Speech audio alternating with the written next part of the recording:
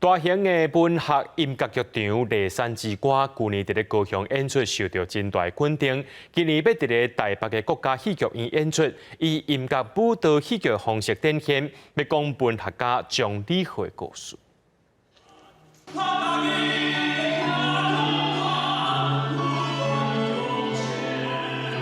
优美的歌声结合当代艺术的舞蹈，唱出一条搁一条的客家歌。这出文学音乐剧《骊山之歌》是咧播文学家曾理和甲曾体民因爸仔的故事。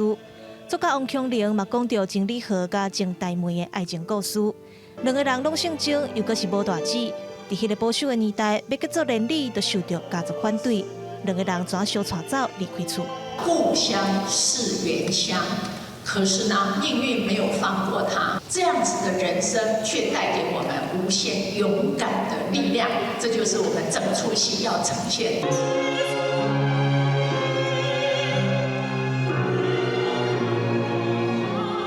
音乐剧嘛邀请真侪捌去过美国的音乐家、舞者、演员来做伙演出，结合当代音乐、文学艺术、舞蹈、新媒体甲空间美学同齐来创作。